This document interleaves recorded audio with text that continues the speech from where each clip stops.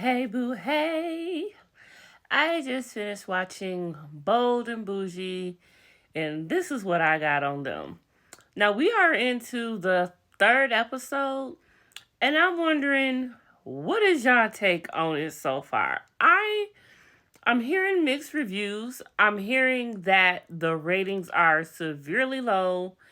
Like bad, like 60 something thousand people watched the last episode or something. I don't know. This is another one of Carlos King's shows on a completely different TV network. And so it's like, you know what? I actually like it. It's different. I fucks with it. A bunch of black women can't go wrong to me. And they're boss in their own right. I'm loving it. I'm not mad at it. I actually miss Malaysia from Basketball Wives. She was one of my favorite. Loved her style, and she's so beautiful. I really was interested to see Tameka because I've always felt like I didn't like her. And I've never had a reason to not like her. But now that I'm watching the show, I have a reason now. She's not my cup of tea. Not saying that she's just a bad woman, but I could not be in the same friend group with her, I don't think. She ain't my cup of tea. Unless she do seem like the type, if she loves you though, she really loves you. And she is a really good friend. And she very loyal. But if she don't like you, you ain't gonna like her. She ain't gonna care about it. But other than that, her fashion also. Now, her fashion, Lord Jesus. Now, Tameka, she got some looks. I will say that. Tameka got some looks. But let me see if I got one. Prime example. Now, I know this. Now, this is really ugly to me, but I bet you it costs a whole bunch of money that I ain't never even seen. Real talk. It's so ugly, it looks that expensive. It's so ugly. It's gotta be. That's how I see it. If it's ugly, it must be expensive because why would people wear that? Just saying. But, Tamika was saying that she understands that she gives the anti vibe and she owns it wholeheartedly. So, maybe I do like her. I don't know. But anyway, the episode had continued with Malaysia's friend Dr. Princess going back and forth with Crystal after she let it all hang out, saying Crystal seems kind of loose. Now those are definitely fighting words, if you ask me. If you call me loose, oh, you really got a problem with me. So I don't understand why she don't understand the energy that Crystal was giving back to her. I'm Team Crystal on this one. She was holding her own. She was giving it to her back. She was livid all the way outside to the car. Period. Malaysia comes out there to go see her, and she like, look, I fuck with you, but I don't fuck with your friend. Your friend came in on some other stuff, and I will say, it was weird. She said she ain't weird, but that was weird how she just called her loose. Who just do that? I just don't understand. I don't understand. So a couple days later, or the next day, or what have you, Crystal invited Malaysia out to go shopping because she really adores Malaysia's fashion, as do I. Malaysia, girl, you got all the fashions, girl. Like, let me raid your closet. Let me lose about 50 more pounds first, and I'll be in your closet, boo.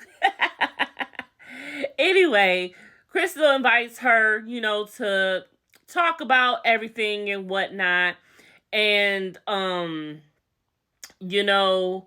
they have their talk, and it went from good to bad. Crystal shows a lot of respect for Malaysia, but she had a problem with her friend. And Malaysia, I guess, interpreted everything wrong, took it in wrong, what Crystal was saying to her after when they were shopping. And it went left, and they ended up cutting it short and going their separate ways, basically saying, Malaysia saying, well, you ain't got to invite me to nothing else. Who is you to tell me what to do with my friends, who to bring, all this whoop-de-whoop. So they had just went their separate ways. Not to mention, both of them look really, really good in this scene. I'm loving both of their styles. I really want Crystal's jacket with all of my soul, honestly. So then what had happened was Goucha goes to see Dr. K, who is her therapist, who she actually I guess he was referred to her by Dr. Heavenly. Her and Dr. Heavenly are friends. And so she trusts Dr. Heavenly's expertise. So she went ahead and talked to Dr. K, and she talked about how forgiving and actually not forgiving, and the fact she hasn't talked to her sons, and the fact that she went to jail and her kids expected her to be there, and she couldn't be there for them the way that she could, and a lot of this. So she got a lot out. She cried. So I really hope it helped her, and I really love the fact that we are actually showing and documenting Black people going to therapy, because it's been a stigma for so long, and I'm glad we're actually finally breaking it. Malaysia, she goes and meets with someone who can help her with child support. All this time, she has not been getting child support from her baby daddy, and she has just been letting the social media say whatever they want to say, thinking she a gold digger and going after him for his money. And she didn't want people to think that, so she never did. But now, honey want that money, and I ain't mad at you, baby. I just had to show this because she is giving in this confessional. And here you see when she was leaving, it says Malaysia's ex denied that he failed to pay spousal or child support. He asked the court to reduce his child support obligations. What? So all the girls come together at Tameka. She's having a little get together and want all the girls to sit down and do this other thing. But little did they know she had other plans. But before those other plans, the girls got together and she thought that they needed to talk things out or whatnot. And it didn't go as well as it should have. It really didn't. Girl, you failed on that one. The kicker was, at some point when they was having dinner, she decided to do a live podcast and wanted everybody to shut up. They was like, nope, I'm leaving.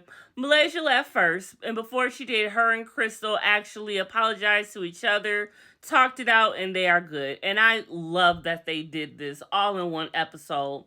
Just get it over with. It's not that serious. Thank you for doing this. I love this.